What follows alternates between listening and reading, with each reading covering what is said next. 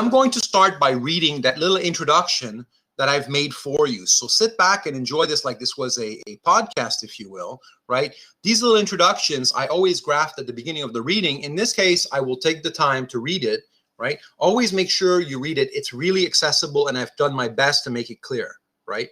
So in a few pages, you'll find our fourth reading. To help you approach that reading, let me summarize its main ideas and put them in context. Suppose that you believe that X exists. That is clear enough. However, how do you know? Epistemology is the branch of philosophy that asks that question. The fact that you believe strongly that you're right does not mean that you're right. So a common answer to the central epistemological question is that one knows that X exists because one can see, touch, hear, taste, or smell X. Accounts that try to be grounded in such observational evidence are called empiricist accounts. So, if I make a metaphysical claim about what exists and I say, there is snow outside right now, there's some fact in the world that you and I can use to check this. If you observe no snow, then the claim is false, and if you indeed observe snow, then the claim is true. Now, some claims get their truth not from our observation of the world, but from the meanings of their terms. For example, the claim, all bachelors are unmarried males, owes its truth to the words combined in that sentence. But statements that don't get their truth from their word meanings must get their truth from an empirical source. Willard van Orman Quine rejects this idea that claims can be neatly divided into logical and empirical ones. He also rejects the idea that we can test empirical claims like there is snow outside right now by checking for a match or mismatch with our experience of the world. Quine thinks that both ideas are dogmas, that is, ideas that philosophers have accepted without really thinking critically about them. Our abridged reading contains only Quine's remarks pertaining to the second dogma. It thus leaves out his discussion of the first dogma, called the analytic-synthetic distinction, because his arguments are too technical. And remember, this is an introductory class, so I just want to keep it manageable. Now, it seems intuitively plausible that you can test the truth of a claim by verifying whether your senses corroborate it. But, Quine argues, your senses could be telling you that there is snow, yet you could still have rational grounds to refuse to accept there is snow outside right now. If, for example, you're in a Hollywood studio and you know that the studio uses fake plastic snow that is as cold as regular snow, you'd have to factor this other piece of knowledge when deciding whether the individual claim about snow, is true or false. Instead of testing your knowledge piece by piece, Quine says that figuring out what we know is an all things considered process. We do not build up our theory of the world from what we observe. Rather, we inherit our theory from other humans. The purpose of knowledge is action. So, we keep our inherited theory of the world intact, so long as it proves useful in practically coping with the world. When parts of that theory fail, we can do revisions any number of ways, so long as overall the new theory fits with everything that we experience. Hence, the thing that epistemologists should focus on, Quine argues, is the whole theory, not just individual parts expressible in individual claims. For convenience, I've abridged the text and put the main passages in bold.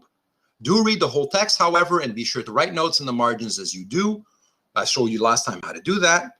And remember also that philosophical texts require multiple readings, and the first reading is always the scariest, which is why I'm doing it with you. It's worth it though, so be brave as you grapple with these amazing ideas, and enjoy. And if you enjoy sampling this branch of philosophy and want to learn more, consider taking a 3-credit course in epistemology, it's Philosophy 2210 at KPU, which I sometimes teach. So here we are, 2 dogmas of empiricism. Modern empiricism has been conditioned in large part by the belief that each meaningful statement is equivalent to some logical construct upon terms which refer to immediate experience. This belief, I shall argue, is ill-founded. One effect of abandoning it, as we shall see, is a blurring of the supposed difference between speculative metaphysics and natural science. Another effect is a shift towards pragmatism. The verification theory of meaning is that the meaning of a statement is the method of empirically confirming or infirming it. What is the nature of the relationship between a statement and the experiences which contribute to or detract from its confirmation? The most naive view of that relationship is that it's one of direct report. This is radical reductionism. Every meaningful statement is held to be translatable into a statement, true or false, about immediate experience. We might rephrase this doctrine by saying that a term, to be significant at all, must either be a name of a sense datum, so the kind of input data that comes to your senses, or a compound of such names, or an abbreviation of such a compound. So stated, the doctrine remains ambiguous as between sense data as sensory events and sense data as sensory qualities, and it remains vague as to the admissible ways of compounding. Moreover, the doctrine is unnecessarily and intolerably restrictive in the term-by-term critique which it imposes. More reasonably, and without yet exceeding the limits of what I have called radical reductionism, we may take full statements as our significant units, thus demanding that our statements as wholes be translatable into sense datum language, but not that they be translatable term by term. And that's what we did when I said Mark is 6 feet tall. I'd use a sentence, a full statement, and then we wanted to translate that into what you'd have to observe, but we didn't go term by term and figure out what it meant and compare that to the sense of experience.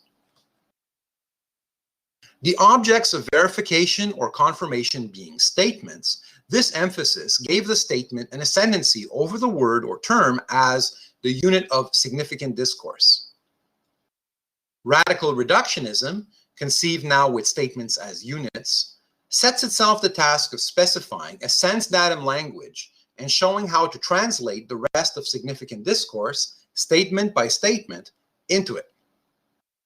Carnap, Rudolf Carnap, his teacher, was the first empiricist who, not content with asserting the reducibility of science to terms of immediate experience, took serious steps toward carrying out the reduction. He explained spatio-temporal point instants as quadruples of real numbers and envisaged assignments of sense qualities to point instants according to certain canons. Roughly summarized, the plan was that qualities should be assigned to point instants in such a way as to achieve the laziest world compatible with our experience. The principle of least action was to be our guide in constructing a world from experience. Carnap did not seem to recognize, however, that his treatment of physical objects fell short of reduction, not merely through sketchiness, but in principle. Statements of the form quality Q is at point instant X, Y, Z, T. So X, you can imagine horizontal, vertical, depth, and time. So spatial coordinates plus temporal coordinates. That picks out a specific point instant, a place in the universe and a place in time. And then you say, it's red now, here, there, at this time, right? Statements of that form, point instant, quality Q at point instant X, Y, Z, T, were, according to his canons or rules, to be apportioned truth values. So we say true or false. But this schematization provides no indication, not even the sketchiest, of how a statement of the form quality Q is at point instant X, Y, Z, T could ever be translated into Carnap's initial language of sense data and logic. The connective is at remains an added, undefined connective. The canons counsel us in its use, but not in its elimination. It's not the kind of thing you can actually verify by experiencing it empirically. Carnap seems to have appreciated this point afterward, for in his later writings, he abandoned all notion of the translatability of statements about the physical world into statements about immediate experience. Reduction, in its radical form, has long since to figure in Carnap's philosophy. But the dogma of reductionism has, in a subtler and more tenuous form, continued to influence the thought of empiricists. The notion lingers that to each statement, or each empirical statement, there is associated a unique range of possible sensory events, such that the occurrence of any of them would add to the likelihood of truth of the statement, and that there is associated also another unique range of possible sensory events whose occurrence would detract from that likelihood. The dogma of reductionism survives in the supposition that each statement, taken in isolation from its fellows, can admit of confirmation or infirmation at all. My counter-suggestion is that our statements about the external world face the tribunal of sense experience, not individually, but only as a corporate body. I'm impressed also, apart from prefabricated examples of black and white balls in an urn, with how baffling the problem has always been of arriving at any explicit theory of the empirical confirmation of an empirical statement. My present suggestion is that it is nonsense, and at the root of much nonsense, to speak of a linguistic component and a factual component in the truth of any individual statement. Taken collectively, science has its double dependence upon language and experience, but this duality is not significantly traceable into the statements of science taken one by one. The statement, rather than the term, came to be recognized as the unit accountable to an empiricist critique. But what I'm now urging is that even in taking the statement as unit, we've drawn our grid too finely. The unit of empirical significance is the whole of science. The totality of our so-called knowledge or beliefs, from the most casual matters of geography and history to the profoundest laws of atomic physics, or even of pure mathematics and logic, is a man-made fabric which impinges on experience only at the edges. Or, to change the figure, total science is like a field of force whose boundary conditions are experience. A conflict with experience at the periphery occasions readjustments in the interior of the field. Truth values have to be redistributed over some of our statements. Reevaluation of some statements entails reevaluation of others because of their logical interconnections.